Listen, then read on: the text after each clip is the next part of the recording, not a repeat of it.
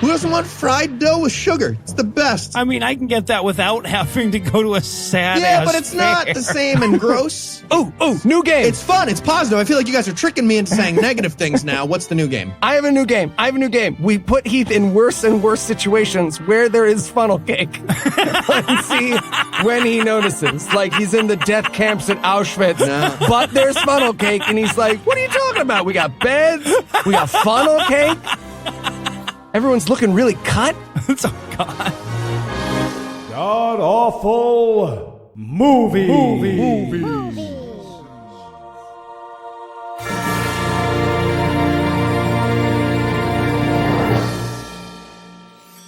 Welcome back to the GAMcast, where each week we sample another selection from Christian cinema, or Eli will release the photographs. I'm your host, Noah Illusions, and sitting 700 miles to my immediate left is my good friend Heath Enright. Heath, welcome back. Thanks, Noah. So, you know who wants to fuck a stuffed animal shark? I do, actually. Lots of people. Don't be a bigot, is the answer. And that includes most of the people in this movie. Oh, yeah. If this entire cast met each other at a shark furry event, this all makes so much more goddamn sense. No kidding. All right. So we've got an origin story down pat. And, of course, sitting 900 miles to my northeast is my bad friend Eli Bosnick. Eli, how are you this fine afternoon, sir? I was okay until Heath went ahead and insulted our furry community listeners. I don't know what they did to you. In what way did I insult them? I don't feel like that was an insult. They were associated with this film. Oh, well, that's true, Really? though, yeah. Yeah. I Even the enjoyed Vegas. this very much. Delightful film, delightful community. All right, so tell us, Heath, what did you enjoy? We watched Shark Exorcist. It's the story of making a 3-hour porn movie, mostly vomit porn, cutting it into down to like 11 minutes of not porn, and then adding an hour of establishing shots to get a nice tight 71-minute feature film. Counting Plus, the credits. A shark, sort of. I don't know. There's Sort a shark of. too. Yeah, that's overstating it, I feel. Technically there is a shark, but we'll get there. And Eli, how bad was this movie? Well, if you love the swinger/tanning bed community of New Jersey, but you wish they had a beacon of cinema, you will love this movie. By your definition, I should have loved this movie. I feel like if you switch out New Jersey for Tennessee, maybe that explains it a little bit better. But yes, it's like a retirement home in Hoboken made a movie. Retroactively, yeah. All right, so is there anything you guys want to nominate this one for being the best at being the worst at? Yeah, I'm going to go with best worst shark. Shark movie, technically. There's a CGI shark that was made on like a TI-82 graphing calculator. And it does something in the movie. It's in the title of the movie. I don't really know what happened. No. Like, genuinely, no idea. There's an exorcist, but shark never gets exorcised. So no, and a shark is not an exorcist. Yeah. The shark's not the exorcist, nor does it become exorcised. So I'm going to add one more best worst title. Again, there's a shark and an exorcist, but they never even interact. No. They're just they just took two unrelated nouns in the movie and made it fucking title. Well, there is an interaction at the end there. We'll get to it. But yeah, it's kind of an off-screen one. Well, Heath, you already alluded to mine, but I'm going to go with best worst. What the fuck do you mean that's only 48 minutes? But there are so many scenes, especially like at the end of this movie. So you could tell like everything was already edited and they didn't want to go back and add shit to the middle and change the soundtrack or whatever. So it all comes at the very end where they desperately try to get to feature length so they can sell it on Amazon. It's quite wonderful. I will postulate this. The post-credit scene of this movie is longer than 80% of the movies that we have watched. Long. I was so confused. It's ridiculous. Yeah, we're going to start confused and we're going to end confused today, it's like folks. Weird poetry that somebody's reading you, but it's a movie. God. So I am going to go with best actor bios. Really? So, Shark Exorcist is, I'm going to go ahead and say, bit of a passion project from power couple Angelo and Bobby Karasix. That's how it's spelled. It really doesn't matter. Nope. Their bios on this movie it's got their where they grew up, the jobs they had that weren't related to college, things that Morgan Freeman offhandedly said to them one time. It's too much for me to read on the air. They are incredible. It's like her mom's trying to get me to date her. Yes. All right. Really Double shift at TGI Fridays. It was okay. I turned a few tables early in the lunch shift, so that worked out. But then I got cut kind of early, so that canceled it. I don't know. I couldn't buy that much Coke that day. It was kind of a pain in the ass. Now I'm an actress. All right. Well, the sooner we get through this, the sooner I can forget that I've watched a movie called Shark Exorcist. So we're going to keep the break brief. And when we come back, we'll dive into all the half-assed excuses this director came up with to see his lady friends in bikinis that are Shark Exorcist. Hey, Beb, get in here. Oh my God. Get in what? here. What? Just get in here. Oh my God. What? Check this out. What? It's your shark screensaver. I've seen it. Yeah. But check this out. It's got a Halloween version. Ew, that's gross. Right? So, you know what I'm thinking, right? Oh my God, you want to fight your dad again? No. Yeah. Well, no. But just right now, I'm thinking we should make a movie about this screensaver. Wait a second. You want to make a movie about your Halloween screensaver? About a Halloween screensaver. Yeah. You just saw it. It's awesome. Babe, that is an awesome idea. Right? Yes. Right? Oh, you look so fucking hot right now. I'm 50. So am I. I'm medium hard. And we're back for the breakdown. And to give you an idea just how bad a movie we're dealing with, this one's going to start sucking in the logos, right? Yeah, Suicidal Productions has a razor blade for a logo accompanied by a woman's scream. Gonna go ahead and give it best worst logo. Yeah. Fair. Well, and also, how about best worst fucking exposition, right? So we start off with this nun walking through a graveyard, and then there's a radio telling us who this character is. It's not a radio that's in the scene. Yeah. Right. But even if it was, that would be somebody who brought a radio to a cemetery to listen to local news. Listening to radio with grandma. And the radio says that, the nun murdered 13 kids, which is super unrealistic. There's no way anyone would care if a nun murdered 13 kids. Watch Netflix. Come on. Yeah, and it says, she also tortured people. I'm like, well, the word nun really encompasses that, I feel like. That's part of their thing. I wanted her to just walk over and smash the radio and be like, it's not about me. I know that sounds a lot, very detailed, as I have a knife that you can see under my thing, but that's not about me. All right. Well, I feel like it's definitely about you now. So now the crazy murdering nun walks to the waterfront of this lake, and she starts talking about how the world will taste her vengeance. And just then a blonde chick shows up to call her a bitch. Well, just then or way too long after that, so that we get to watch the nun actress be like, foot tapping, looking back. Oh, no, all right. She's still fucking far away. Taste my vengeance. God. I'm very sweaty. Do you not this is the worst. This is black. Yeah, so eventually, though, this character catches up with her and says, I know who you are. I know what you did. And then the nun stabs her right in the pillowcase full of blood. And that fake blood ruined her top. And this actress, this now supposed to be dead actress, is livid.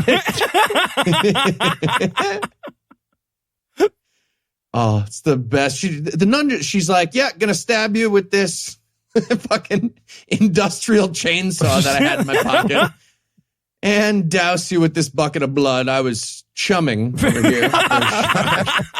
So now I'm going to use that on you. Well, and then we get possibly the best part of the movie, because the nun is supposed to drag this chick to the water, but she doesn't have the physical strength to do it. So they just keep zooming in on the body being repeatedly tugged as though we're not going to catch that it isn't going anywhere. Hey, come on, weird radio guy with the local news that grieves like that. You fucking weirdo. Give me a hand with Get this. the legs. Come on, asshole. Get the legs. It's unrelated. I know you're still listening. I found her like this. I'm dragging her to the water. I'm a nun, trust me. Also, that means that there is cut footage somewhere that we could possibly buy or find of this actress going, Amber, can you push yourself with your arms? No, I'm fucking dead. All right, well then, let's just cut to like right by the water. Yeah. People are hard to drag this movie. So she throws the stabbed chick into the water. And I guess that's her sacrifice. She calls upon Satan to send her an avenger. Oh, and how awesome would it be if Tony Stark just burst out of the water and beat the shit out of her? Come on.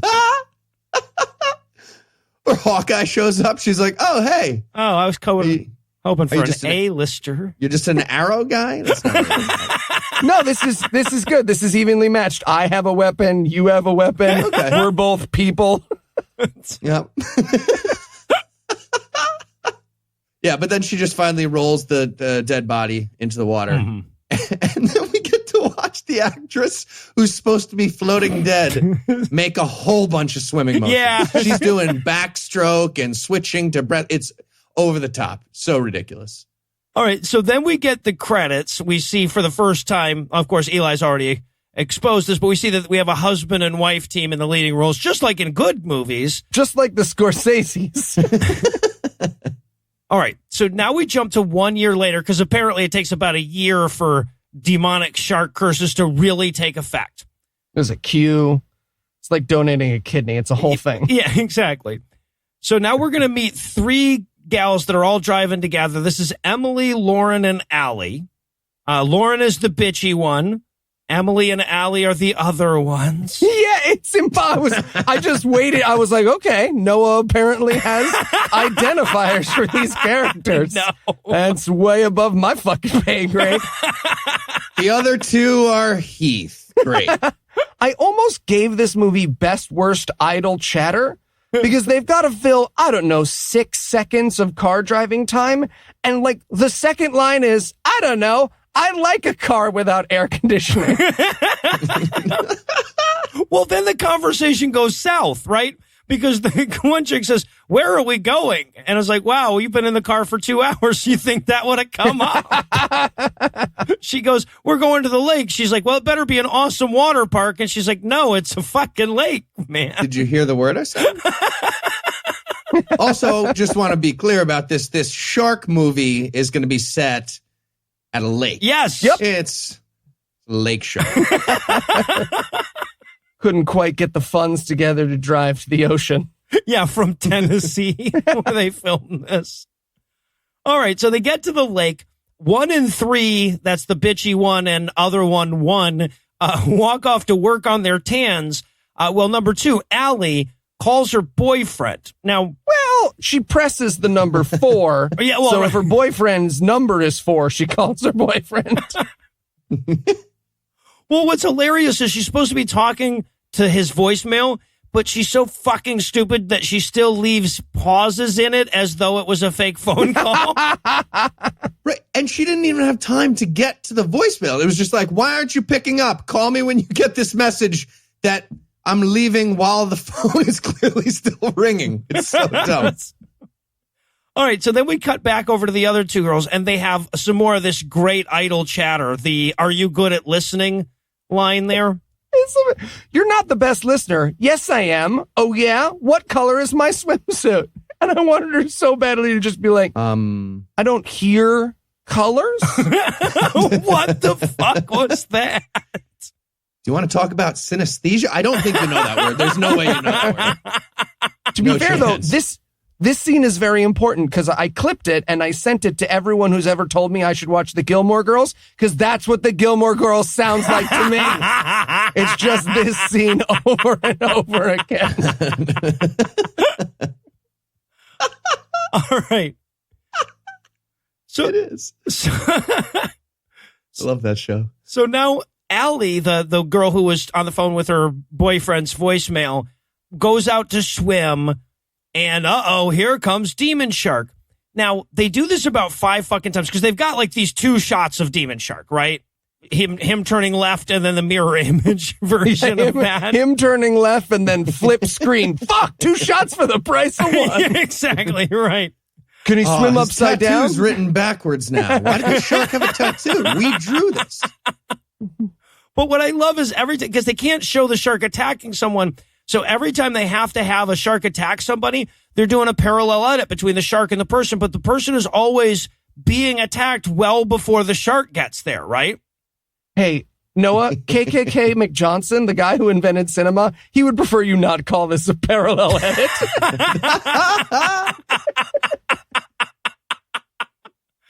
D.W. Griffith is embarrassed. That's bad, y'all. D.W. Griffith is like, all right, come on. Think about the effects of your art. But the CGI is so rough, too.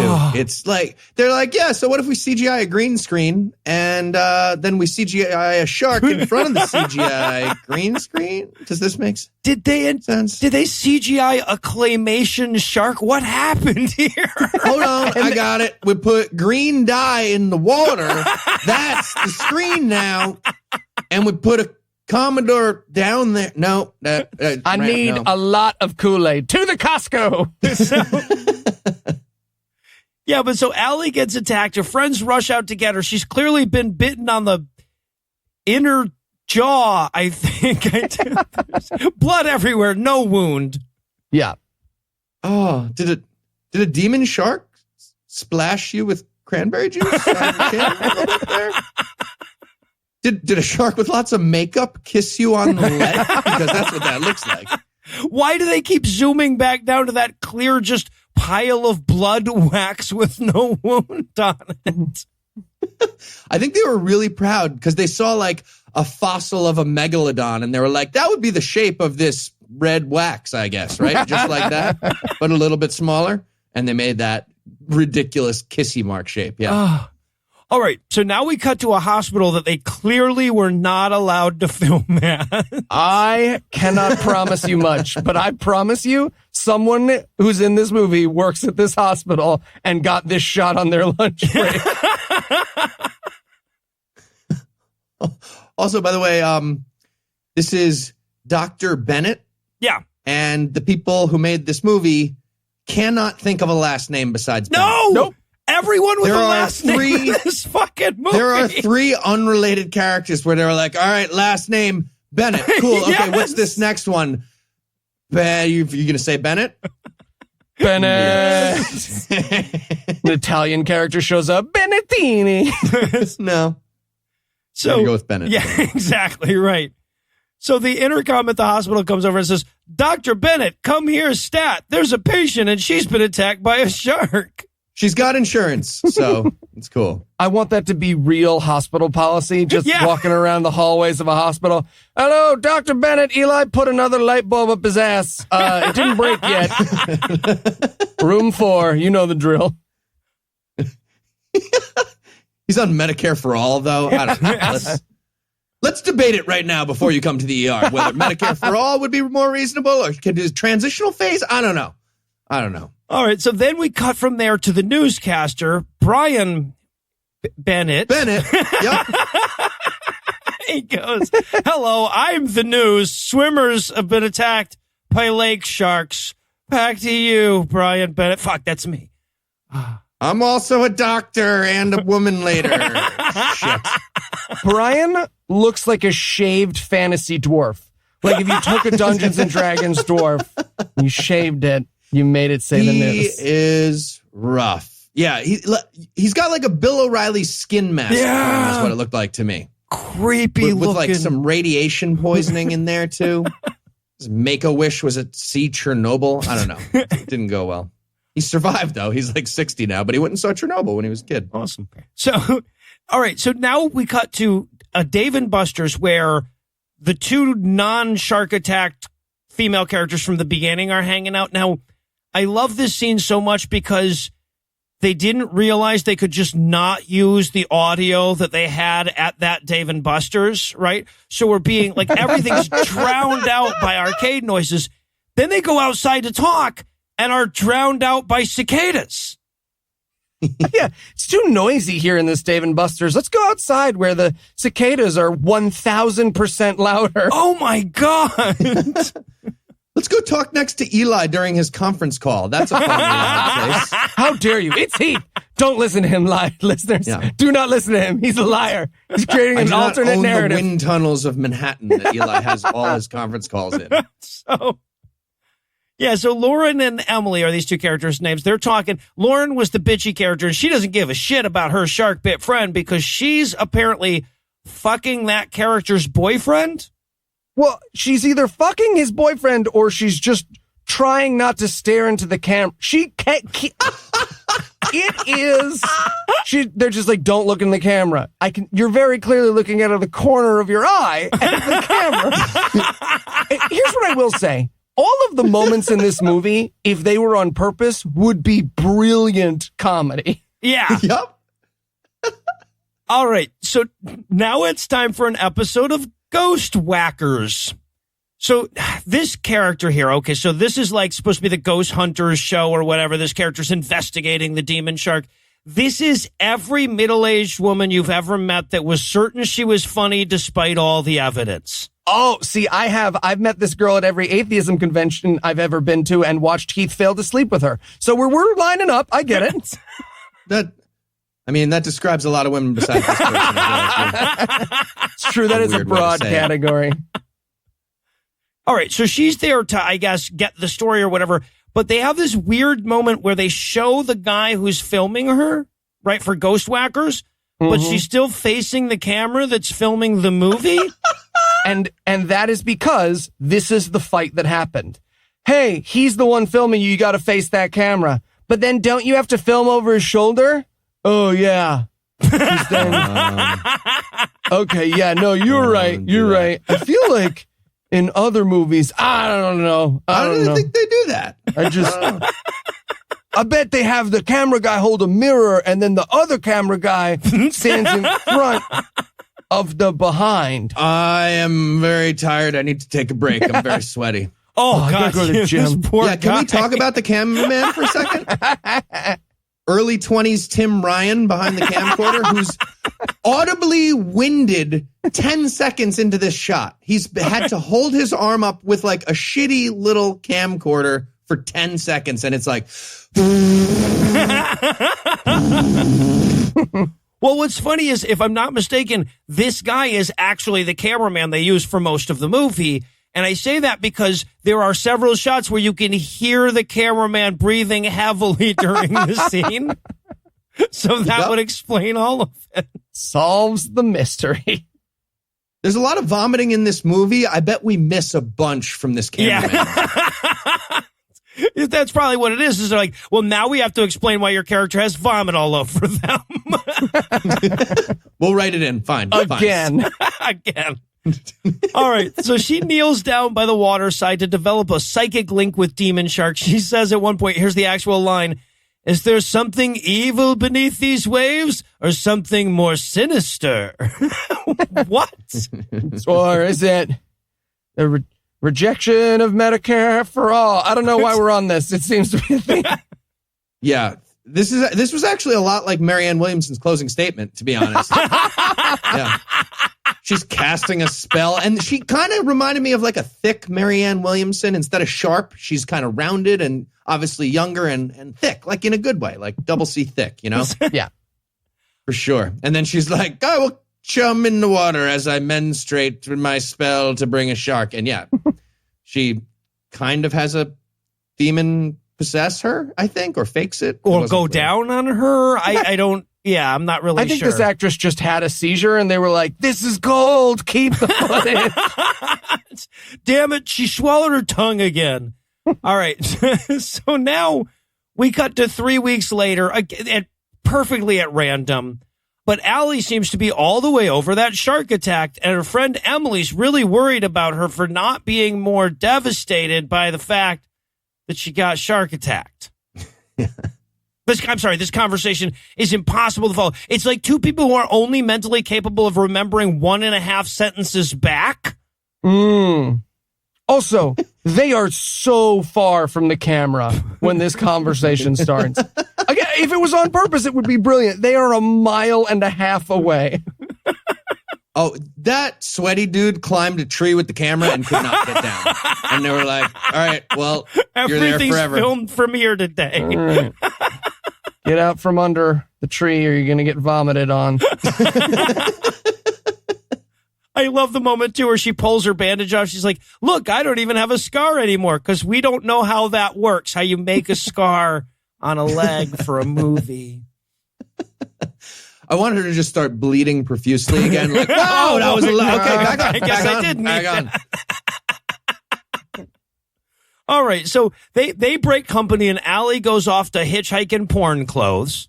Okay, I want to talk about Allie's thumb. She has a weird thumb, right? Did she? The shape? The actress has a 6.5 foot long thumb. Really? Okay, I'm the only one who notices these things. Fine. I'm a thumb guy. I feel like I should have caught that. I feel bad. I will be honest. I was not paying attention to her thumb in this scene. I'm a big thumb guy. I got to go back to that. Also, regarding her thumb, I would say you don't stick your thumb out and try to hitchhike when there are literally no cars in sight. No, you don't have to have it up the whole time. That seems excessive. She did that. Was she really hitchhiking? Because she didn't have it up when I started. Yeah.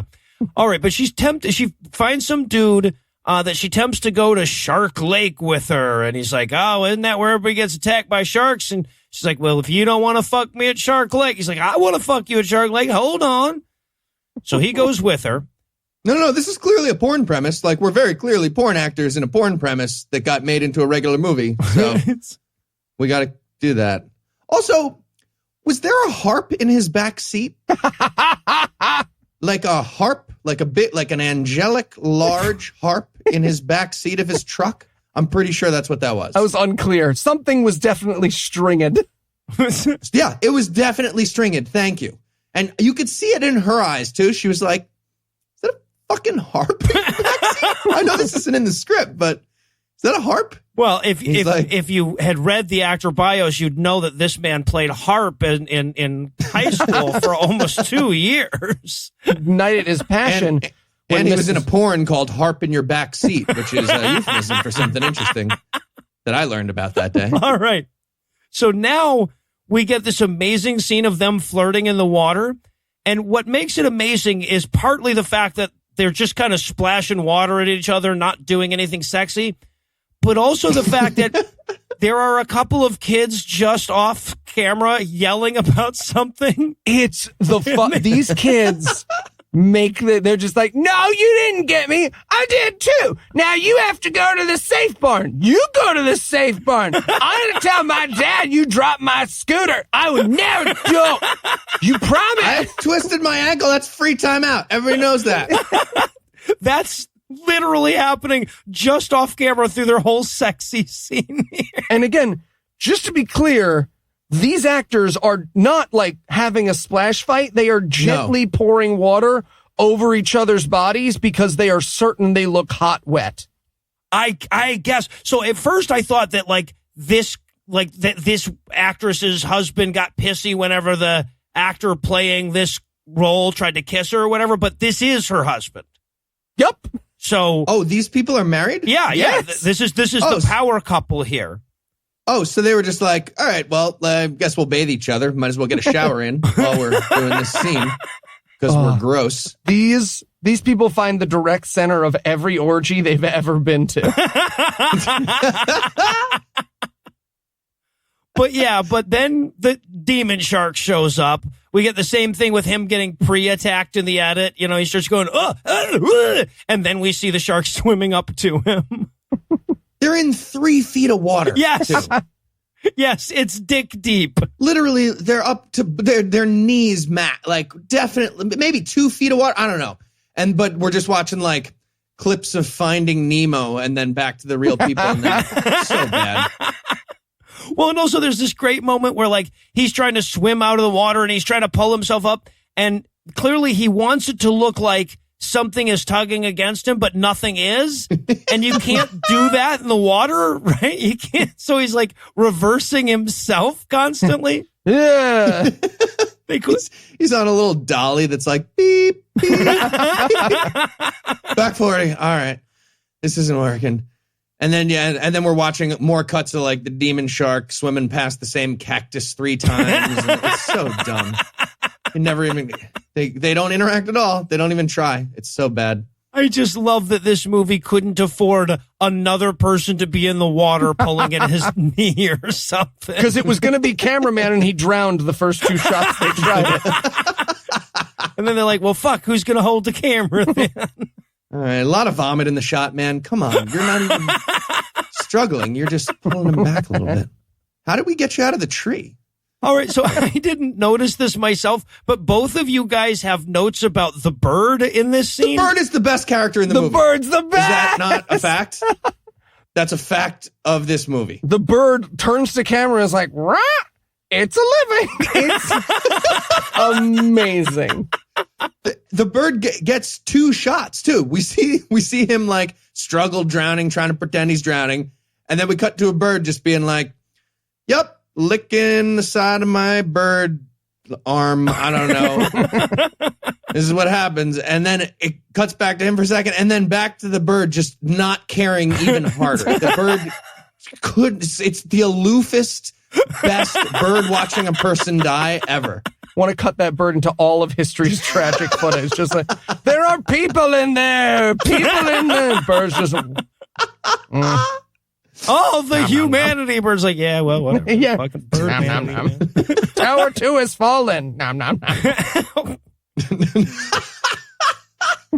All right, well, I know that's nowhere near Act 3, but we deserve extra breaks this week. So we're going to take a minute to recover, and while we do, you'll hear from this week's sponsor, Hims.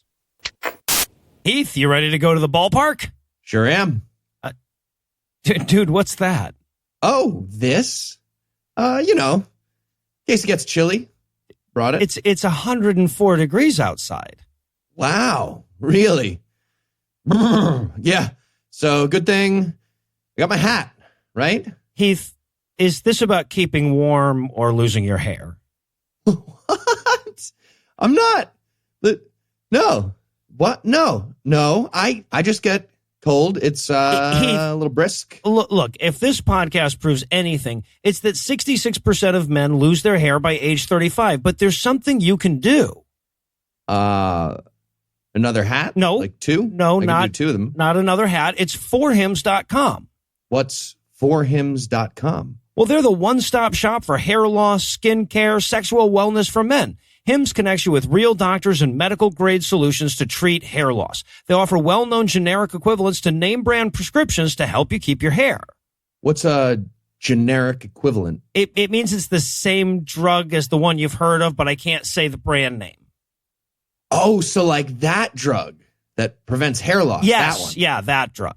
Wait, you can get those online? Well, thanks to 4Hims, you can. Just answer a few questions. A doctor will review your answers and can prescribe what you need.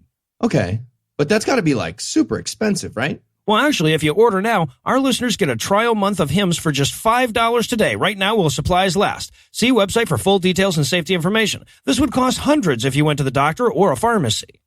So I just go to forhims.com/gam? That's right. forhims.com/gam. forhims.com/gam. Got it. You know what? I'm gonna go take this hat off. Please do. Taking it off. Please do. It's starting to smell. Oh, that's probably the soup. In your hat? Yeah. In my hat. Soup hat. I have hat soup. And we're back again, and now we're going to open up at a church so that Eli can say this movie technically counts. Technically counts. Thank you. Exorcism, there's crosses later. This definitely No. this all the way counts. 100%. And it's Shark Week. Well, that's the most important thing. All right, so now it's time for us to meet Father Michael because this actor is way too good for just one role. Oh, he doesn't have a twin brother in real life? He's playing this role? Also, like in the characters, our twin brothers? We find out right now. We actually get a phone call being like, hello, Father Michael. You have a twin brother who does porn. You know that, stupid. This all makes sense. He's dead now. Your brother's dead. Well, what's so great about it? So it's a letter that he's getting, and we're getting the voiceover. And the letter, actually, these are the words, according to the fucking voiceover. The deaths of your brother came as a very sad time. Like, really? Oh, that's right. It's a letter, but we hear it. Yeah. So, okay, I remembered it as a phone call. Yeah. Yeah, exactly. A phone call or a letter about the deaths of his brother, which would have been fucking hilarious if it turned out his brother got possessed by a demon and killed multiple times. But no, he was just the guy that got eaten by the shark. Oh, yeah. And we see the letter. I forgot about this. Yeah, the letter is clearly an actor's resume. Yep. It's turned got around. a fucking headshot. But the actor's so goddamn cheap that he doesn't have his own separate headshot sheet. He has a tiny little, like, printed on the top header of a headshot.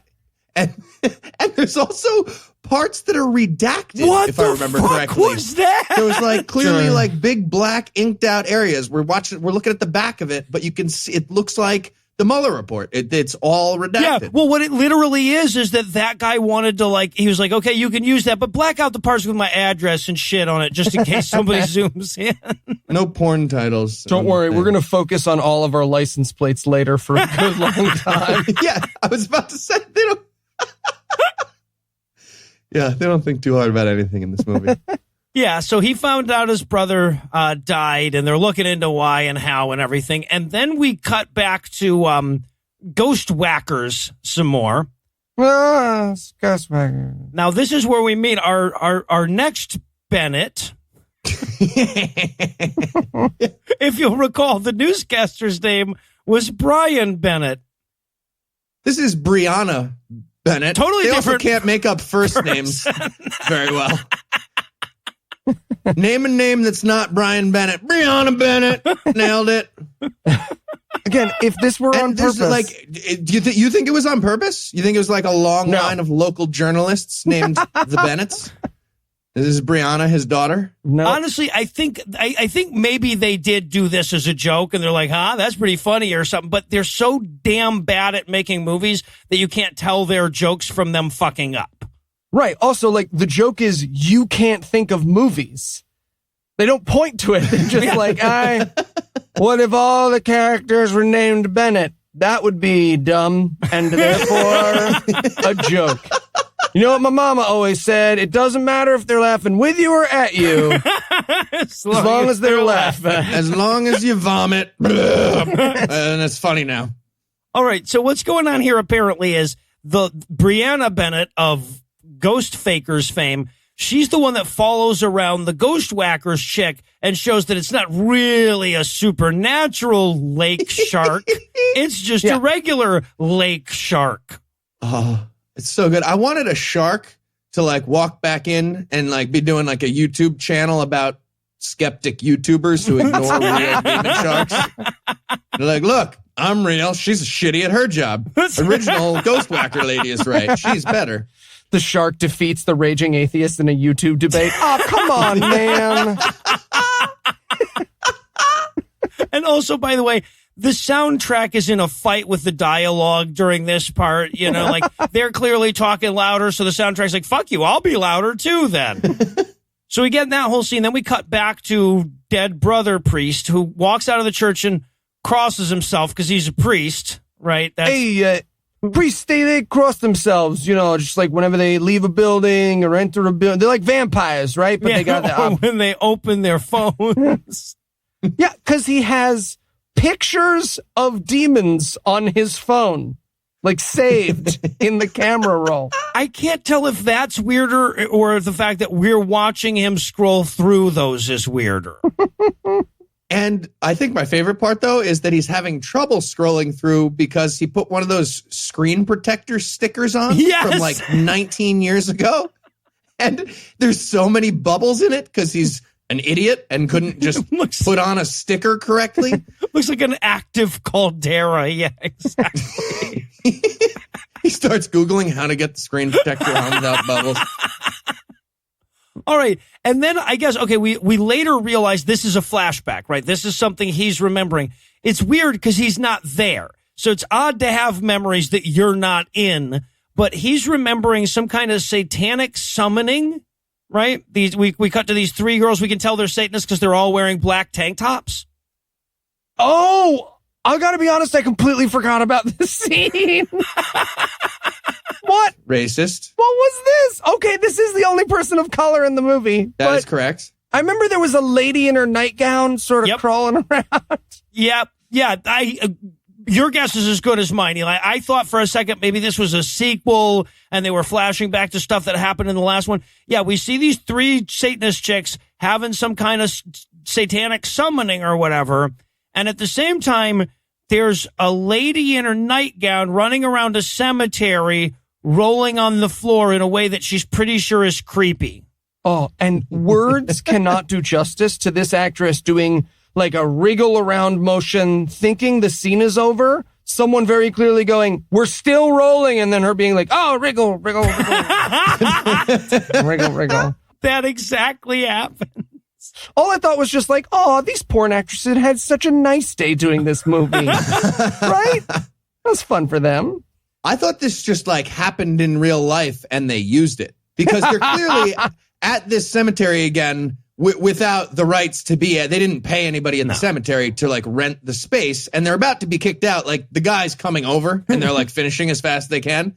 And then I think they just saw this lady in a big shirt rolling around and they were like, this is perfect. She's in the movie. Keep rolling. And we have to run away soon, but keep rolling. Yeah.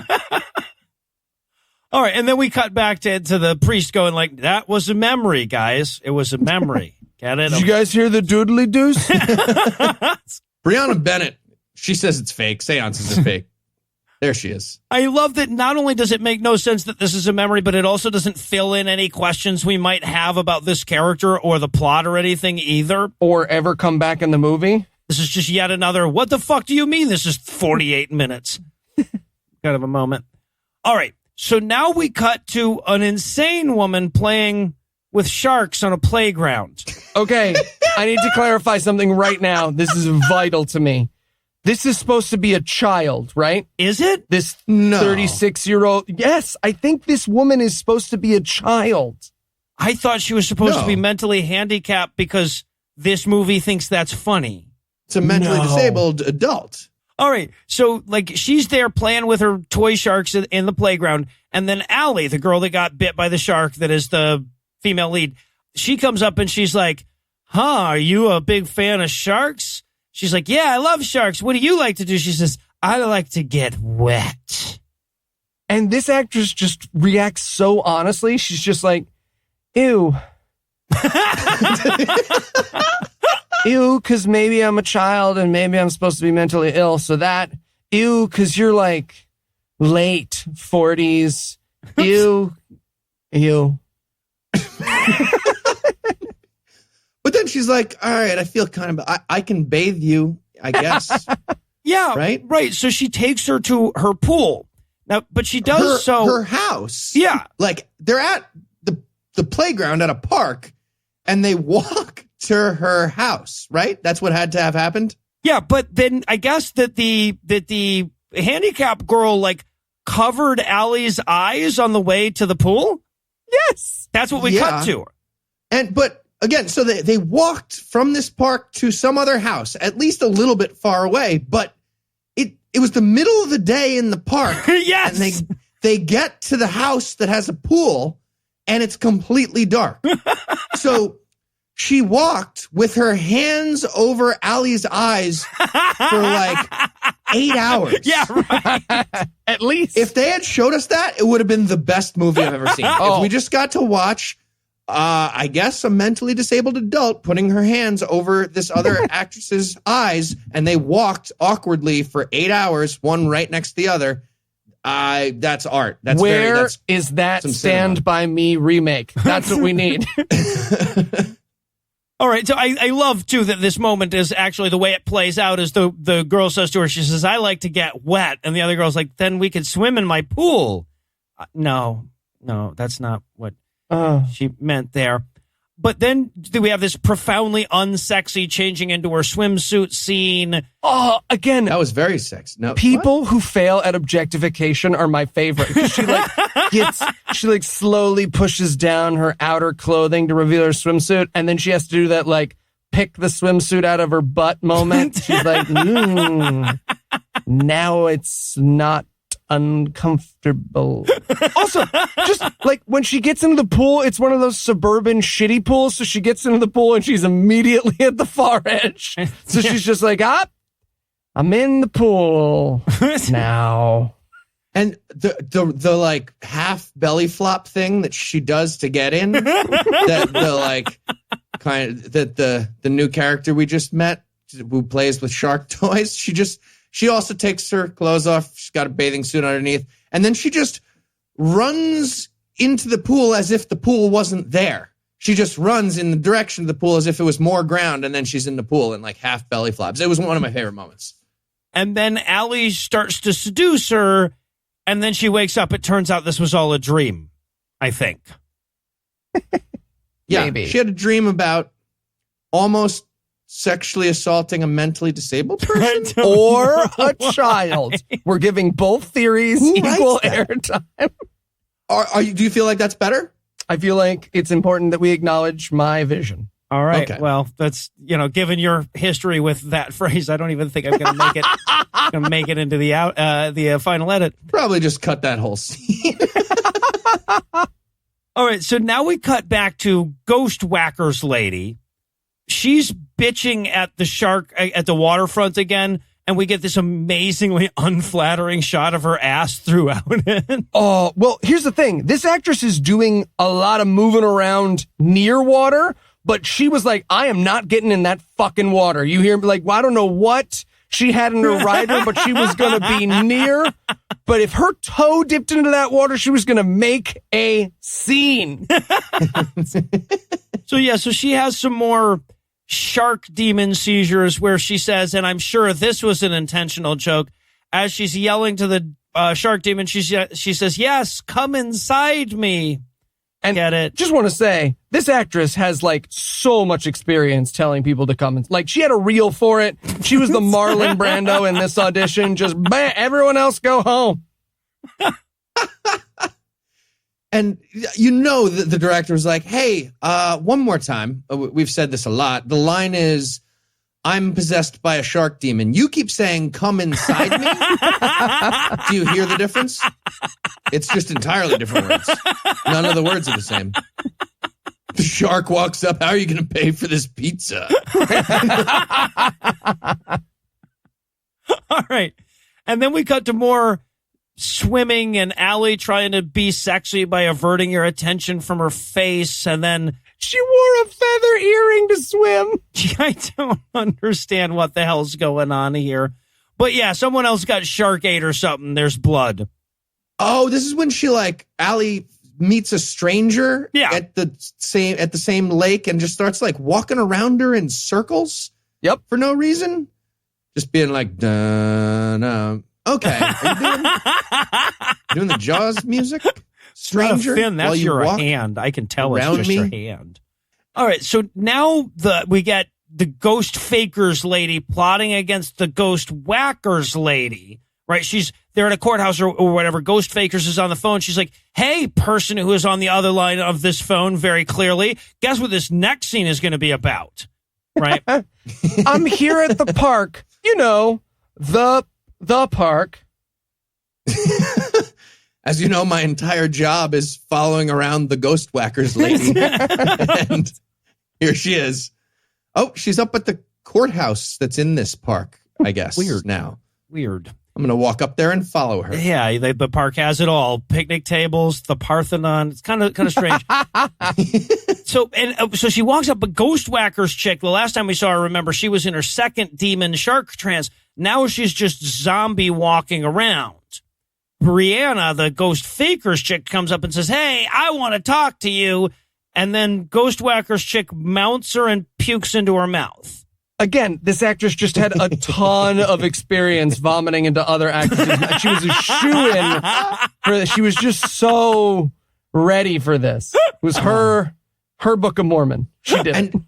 I love how she did it too. She did it like, when like the bully brother holds down the smaller brother and makes them open their mouth, and they slowly drool the spit down and make them swallow. She's like, open your mouth so I can vomit into your mouth. Heath, I got to tell you, I'm just so grateful you didn't say that dads do that to their sons. I gotta tell you. That is neither here nor there. You know when you don't hold the flashlight right? All right. Just holding Brianna's mouth closed like a dog that just took a pill. As soon as she lets go, Brianna spits the vomit back in her. All right. So you know how sometimes on the Nature Channel, you'll see a deer walking for the first time, trying to figure out how its legs work and stuff. Well, we get a scene like that only for fat guys and jogging that comes after this. This was very relatable content that was attacking me. I did not enjoy this. Jogging this is what I look like. Those few times in my life where I'm going to do some jogging. You know what? I'm getting healthy today. Haven't ran in 15 years. That's fine, though. I'll be able to do this. I used to when I was on the soccer team. We had to run all the time. Nope. I look like this. Here's my question. How many days do you think there were between the shoots of this guy running for a minute? It's like a 27-day shoot right here. And they had to make cuts. There were multiple cuts to get 20 seconds of running max. Well, I think it was more than that because it sure seemed like I was watching him jog for about 7.5 minutes. But yeah, the time dimension of this movie stretches out in places. That's true. You're right. But yeah, apparently we get a minute of this dude jogging just so that he can eventually come across that dead body from earlier so that he can then puke too, since puke is so funny. Yeah. 10 out of 10, that was real vomit from this real actor. They were like, look, if you're going to puke every time you stop running anyways, we're going to use it in the movie. We're going to work it into the script. Now get back to holding the camera. And then, okay, this is the first time I can tell for sure that the movie did mean to be funny, right? Because he comes across the dead body, he pukes all over himself, and he goes, she's still hot. I'd still do her. God. Fucking Which means that the puke comedy beat was immediately followed by the necrophilia comedy beat, guys. How many times have we gone over this as a combination? Comedy rule of twos. Vomit, necrophilia, two things. Done. I mean, glass houses, stones. That's all I'm saying. Let's move on. All right. So now a bitchy girl is in a car. Apparently, okay, so there's a sorority, and this bitchy girl is initiating these other two girls into the sorority, and they've all chosen to sit in the front seat of this 4-door sedan for some reason. Why are they all in the front? Well, and let's acknowledge that, one of these two girls is a larger lady. Yep. Which makes the all being in the front seat way more unintentionally comical. Also, the very sweaty, large camera guy is probably smashed into the front seat, too, somewhere, shooting this scene because they don't understand physics. You remember that scene in Roger Rabbit where all the weasels turn in the car suddenly and their heads knock together? It's like that. Yeah. It's like that if one of the weasels was a bull mastiff. All right. So for their last initiation, these two girls have to go out to that lake where all them shark attacks happened. And according to the chick initiating them, they have to swim 10 minutes into the lake and make sure that they don't die. Now, what they're actually going to do is stand almost ankle deep in the water because these two chicks were damned if they were going to get their whole legs wet, too. Yeah. Also, this is where they do the high five, low four, forgot to miss thing, right? Do they? Again, if it's on purpose, it's brilliant, but it's not. It's just like high five, low four, too slow. But the big girl is just like, hurrah! Karate chops through this girl's forearm. She's like, ah! We're keeping that take. I also love that the skinny chick of these two drew her line at full bikini, right? The chick goes okay, now change into your swimsuits. And this chick is like, my character swims in her fucking shorts, Brandon. Okay. I'm 15. Yeah, no, your character swims in her shorts. Your character swims in her shorts. So now they have to stand out in the water, even though there's a shark in the water. Again, they're ankle deep in this water, right? and they're like, oh, I feel like the shark's coming. And then the shark eats the bitchy chick, not the two of them. He does it off camera to the sound of Bugs Bunny eating a carrot. But are they allowed to use the sound effects from Number Munchers like that? That shark eating a large bag of Doritos, crunchily, and his microphone. Pans over and the shark's just got one orange fin. Oh my God, are you guys filming? I'm so sorry. I just haven't gotten to Crafty yet today, so I feel like an unprofessional. I really want to see the shark get stuck in the sand here because they're in even less water this time. Again, yeah, like ankle height.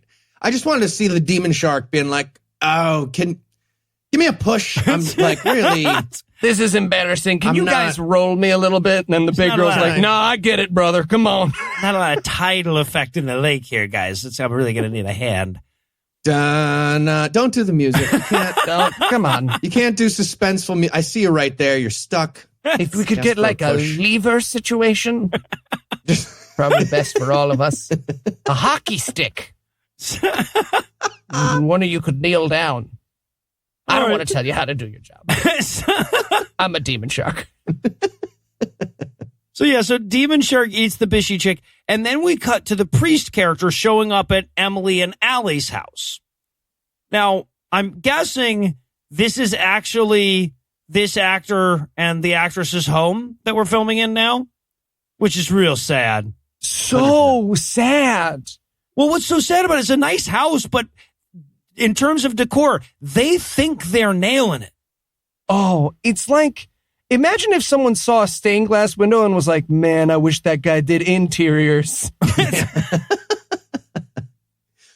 Just to name two things that I saw in this house, there's a picture of Allie very clearly in like she's doing that like, I'm out in front of Chick-fil-A with my chicken and my soda and my AR-15 because I support guns and homophobia. So there's a picture of that, and she's wearing like a tight dress that has the flag on it and a bald eagle. It's so fucking bad. And then next to that is the weirdest juxtaposition. There's one of Salvador Dali's melty clocks coming off the little shelf there with that horrible patriotic picture on it too. Really? Yeah. And then when the priest comes in, what's her name? And I refuse to learn. Emily is like, are you a stalker? And he's like, no, I'm a priest. And she goes, are you a stripper? And he's like, nope, still a priest. And that's stupid and dumb, except as we learn, if you read the bios of this actor, he actually was a Chippendale, which means this actor was like, she should think I'm a stripper. Because I'm so sexy. I was a stripper for a while. Very previously to this time. Lots of people ask, are you a stripper? Whenever I see them. That's realistic. Which means he was probably also a stalker once. Right? Well, if you would watch the movie Soul, which is coming out, never. I love this one line too. Like, there's so many great lines in this conversation that they have. Emily's talking to the priest about the shark thing, and she's like, it was crazy though. A shark attack in this part of our town? Do they normally attack the black neighborhoods? What the fuck are you talking about? They normally attack in the ocean part of Tennessee, but this was weird. Oh, cuts over to the black neighborhood, like 4 people are being eaten by sharks. I know, they need to talk to their community leaders, right? 2 of those sharks are cops. Shark-infested mess over there. Clean up your district. They come here from those shark hole countries. All right, before we go full Swim Reagan her here. back. Swim her back. All right, well, before we go full Ronald Reagan here, I think we have earned ourselves another break. But first, let me give Act 3 the hard sell here. Can the nun get Satan to get the demon, to get the shark, to get the lady, to get the people, to get in the water and get eaten, I guess, is the plot? How is that the plot? Find out the answer to this question and more when we return for the almost entirely unrelated conclusion of Shark Exorcist. All right, you guys ready for the hilarious high five scene? Yeah. Is Crafty still open? And action. Pretty hungry. Hold on. Okay, All right. fine. High 5. Low 4. Ow, you're supposed to miss. Yeah, well, pull your hand away faster. You know Cut. it's in the script. Okay. All right. High 5. Low. You didn't let me finish that time. Sorry. You know, that one was on me. That was really. Still rolling. Okay, go roll it back. We got this. All right. High. Never mind. I'm gonna go smoke. Me too. Me too. This is so much more fun than porn. Wait, what? And we're back for more of this shit. We're gonna open up on a reminder of why we all stopped going to the fair at about the age of 11. Never ever show real never stop pictures going to a fair. of the fair. Are you guys anti-fair, both of you? What? Oh my God, that's the most disgusting. Like, okay, you know what? Darkest timeline.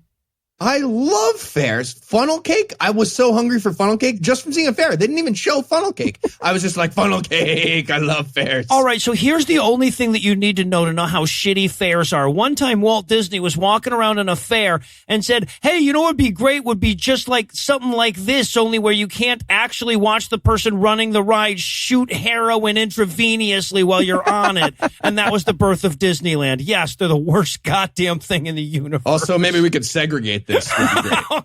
Walt Disney was a racist. And then his great grandpa was like, as long as there's funnel cake, whatever you want, Walt, who gives a shit?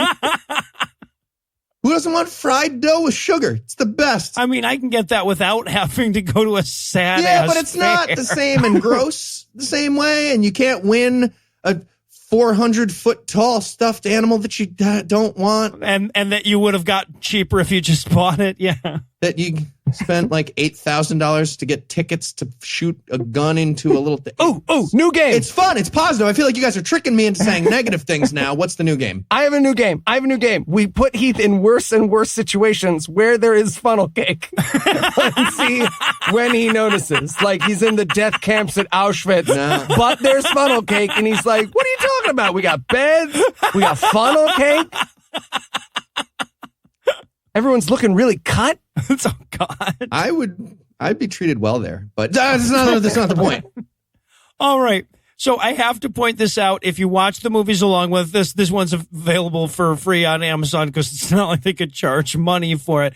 But at 41 minutes, 32 seconds in this scene, there's this amazing moment where some little kid who's not in the movie checks out Allie's ass at length.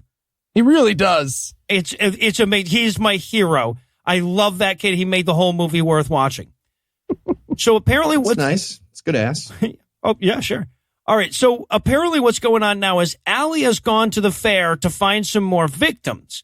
And she's come across Lauren and Bobby. I am so proud of myself for remembering those characters' names. Lauren was the bitchy girl from the beginning. Bobby was Allie's boyfriend that Lauren might be fucking. Oh. The silent people? Yes. That's Lauren and Bobby? Yes, the people who point talk through this scene. Yeah, we meet these two characters, and at first I was like, oh, these are extras? I don't know what happened here, because they're clearly moving their mouths, but we're not getting audio. Like, so they fucked up so bad on like, hey, do you want a hot dog? Yes, I do. That they had to cut the audio and never let him talk for the rest of the movie. Again, Lauren's the one who couldn't stop staring at the camera during the Dave and Buster's scene. Yep. So they have now reduced her exclusively to poking.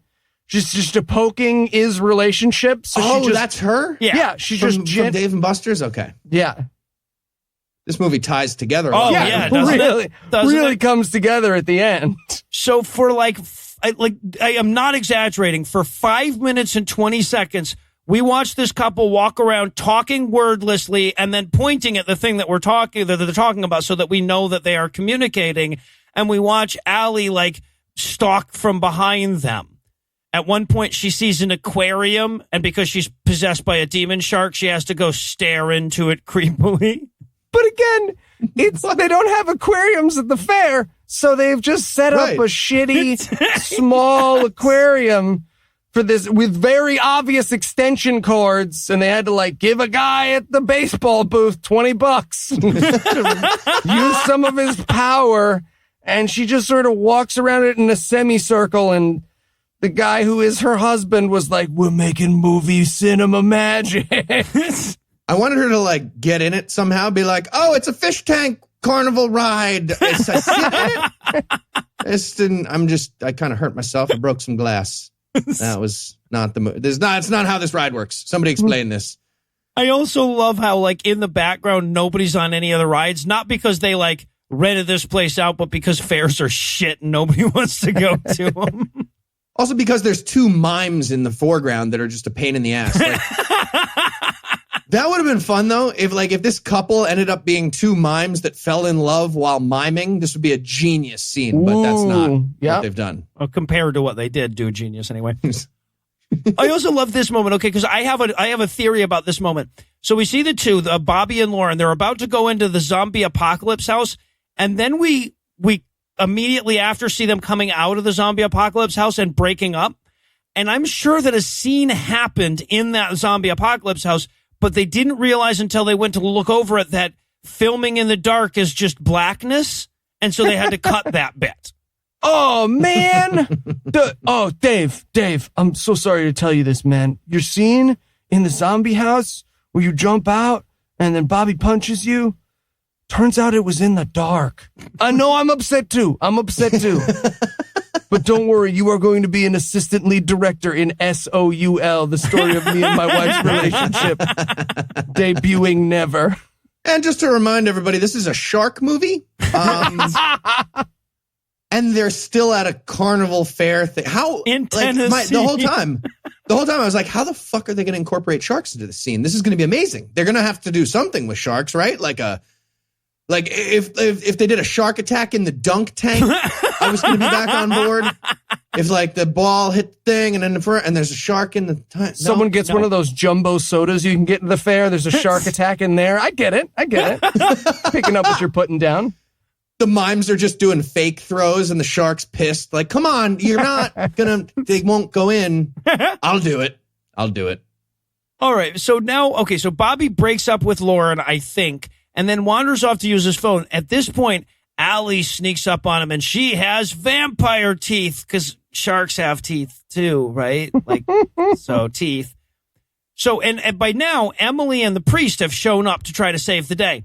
So Allie bites Bobby. The priest shows up just in time to fuck up his line and say, and I quote, "The power of Christ commands you." Commands you. You want to try that one more time? No. Blackout.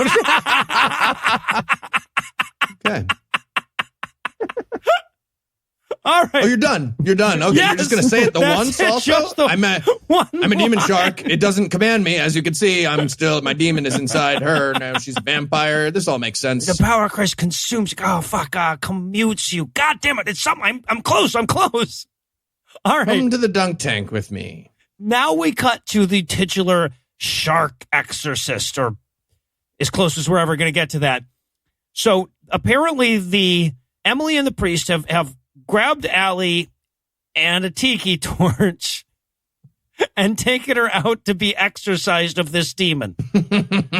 I really, really wanted to see him buy that tiki torch at a Tennessee Walmart where they would have had to buy it next to several Nazis in that section. Right. It's like, hey, what are you guys doing? Nazi turns to them. You guys are shameful. I just want you to know. You should be ashamed. No, it's about heritage. Shark exorcism heritage. At least we just kill the mentally disabled people. Come on. But are you guys doing a rally? We'll stop by after the exorcism. That sounds fun. Can we show our movie? So, also, I'm going to give this movie credit. The closest it ever got to good is when they start this exorcism, and Emily says to the priest, "We're going to need a bigger cross." That was pretty funny. Yeah, that's actually like if that level of humor occurred 73 more times in this movie, it would have been kind of funny. Yeah. But she steps on her own line as she does it. He's like, "Demon, we need a bigger cross." Nope, sorry. 1 second. We are going to need. Do you remember Jaws? All right, so he starts making small talk with the demon. The priest does. He's like, "So, What kind of demon are do you possess here often, or what's the deal? Oh, do you know Baphomet? I don't want to be that guy who thinks all demons know each other, but I know him. I wonder if you guys have ever run into each other. No, I'll tell him you said hi at our meeting. We have a meeting. Do you? Bigot. Oh, no? Okay, sorry. Also, I think my favorite part of this scene, this actress, this is Allie, right? She's tied up. She has the demon in her right now. She completely forgot about the movie for 3 or 4 minutes here and just clearly played with her rope ring like she was doing gymnastics. Because she's not tied up. No. They just have very loose rope rings that she's like, wee, swingy, swingy, swingy, swingy. Like the whole scene is the best. Well, I've got to say, like, I was a little disturbed at this point because it seemed like we had gone like a solid 8 minutes without any vomit jokes. But don't worry, this movie was right there with me. So the demon's like, there's only one thing that can stop me. Lean in real close and I'll tell you all about it. And then she vomits on him. She vomit into your mouth. Vomit. Classic. Because got him. Not enough people get that pea soup scene in The Exorcist was a comedy beat. You know? there were a lot of He was watching The Exorcist and he was like, oh, they totally missed the fucking laughs. I'm so much better. I'm going to do so much better than this movie. Babe, get in here. I thought of a great laugh for our movie, our shark movie. Puke in the mouth. Huh? Gross. Stop doing real estate for a second. All right, and then the movie entirely forgets that Allie's supposed to be tied up, right? Because the priest starts choking her and just pulls her away from the tree. Yep. Yeah. Emily's going like, remember, you don't choke her to death because she's possessed by a demon. He's like, right, but she's my wife, so I like to do this. I love that they fucked up the lighting so much in this scene that for most of it, all of their faces are completely blacked out by one another's shadows. Yeah. And then we get them kissing as the part of the exorcism. Okay, so the demon agrees to trade Allie's body for the priest's body, but they transfer by kissing. And it's like, it's that gross couple that didn't realize the you may now kiss the bride part isn't supposed to be all tonguey. Oh, God, that's the worst. Yeah. But it's a movie, and I have to watch it for my job, is what happened in this moment. Are you sure demons transfer with kissing? I don't think that's how that Look, did I get goes. hepatitis or did you get hepatitis? Exactly. Well, I got hepatitis. Okay. Also, and on top of the hep thing, you just vomited. It's a lot of bile. It's a lot of bile. Okay, we're doing it. We're kissing. All right. It's a biley kiss. That is up there on the bile scale of kissing. Have an egg. It'll balance it out. Now it's egg and bile. That's not...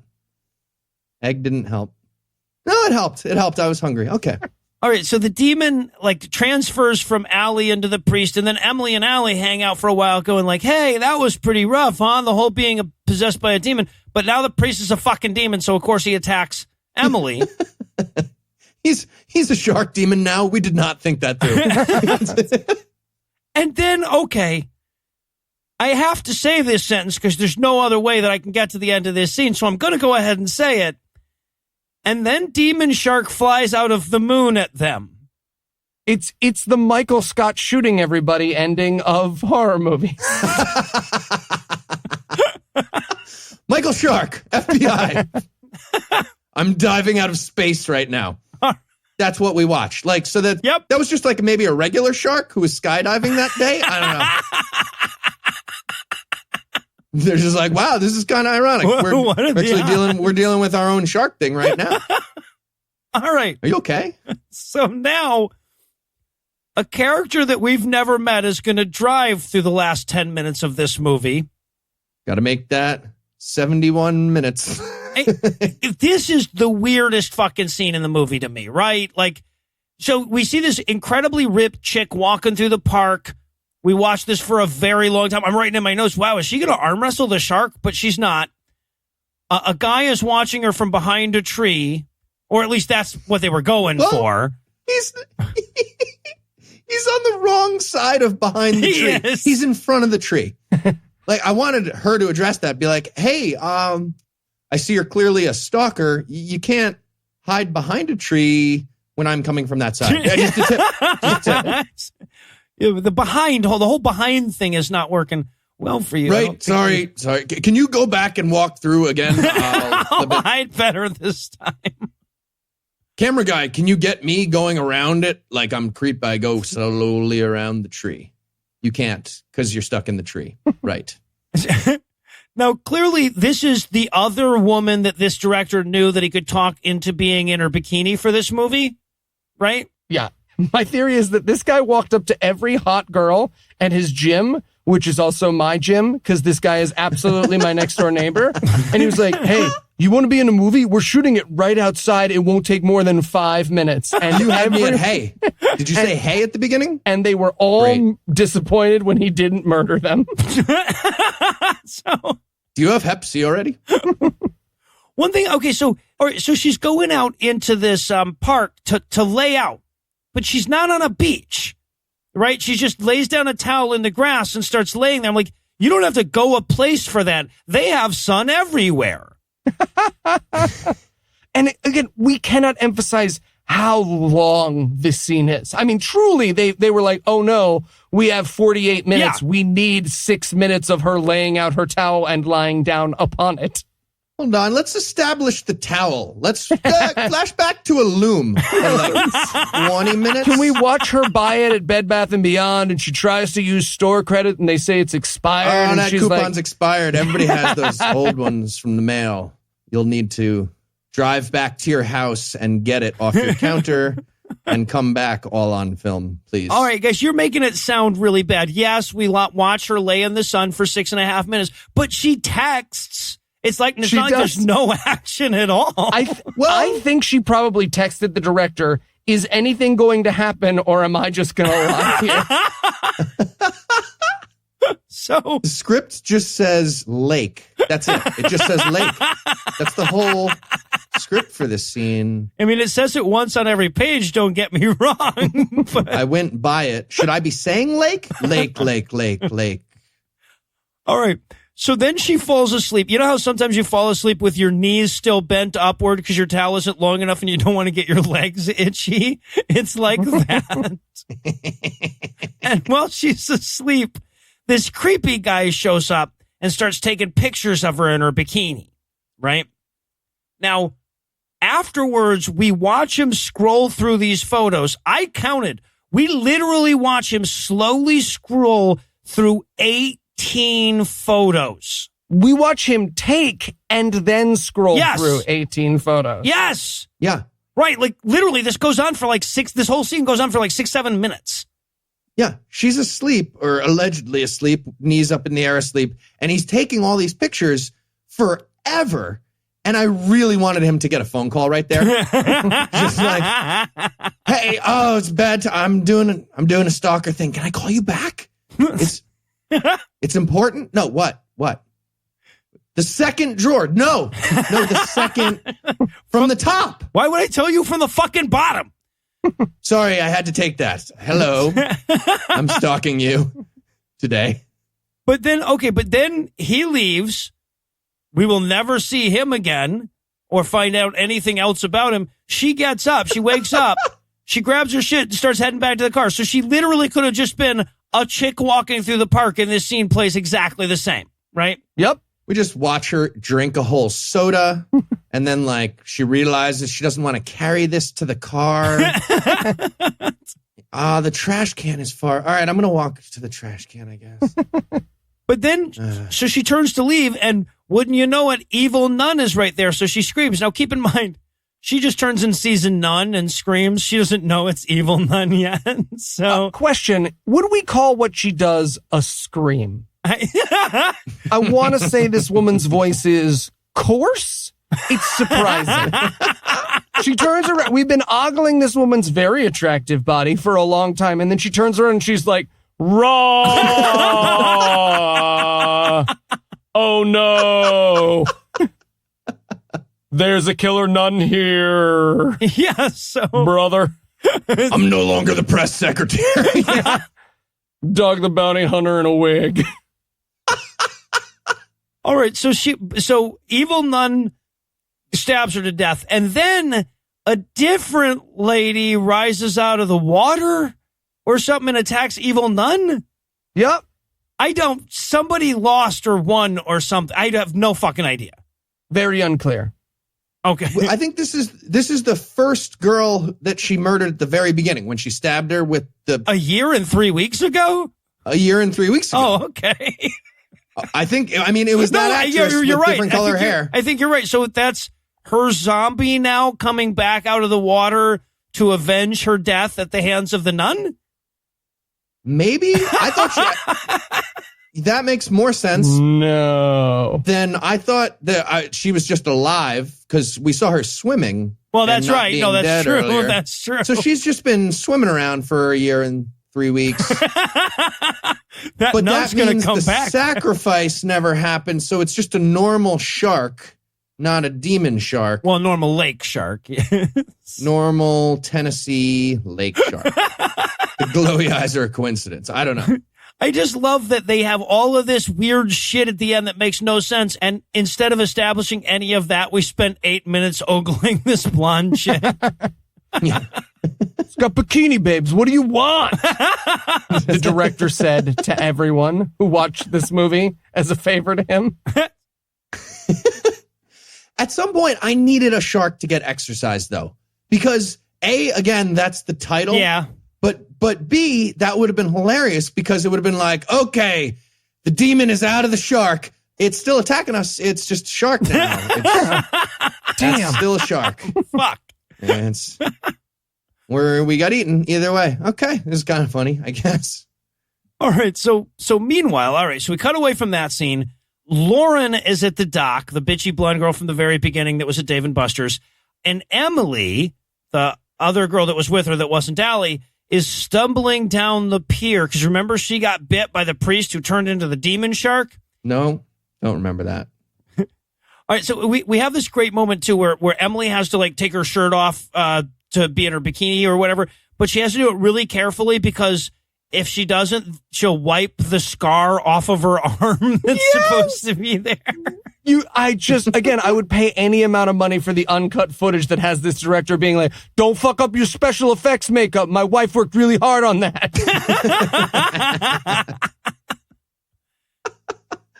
And then Lauren comes up and says, Emily, what's wrong? And she says, sorry, Lauren. And then demon shark leaps out of the water to eat her. Hey, you're the mime girl, right? Just give me a second. I'm going to turn into a shark and eat you. Mimes are the worst. Okay. And then the movie's over? Well, the credits roll, but there's an there's a mid-credits and an after-credits scene. So there's a mid-credits scene that we get. Okay, wait. This mid-credits scene is the craziest thing in any movie we have ever fucking watched. It's very artistic. Very, very artistic. You have to give it that. Is that the word we're going to use? Yep. Cinematographination. Yep. It's just a girl. I was like, oh, maybe he like recorded this over the home movies of their trip to the aquarium. I honestly had that thought too, man. Like not even as a joke. I honestly thought, does he know this was at the end of the video?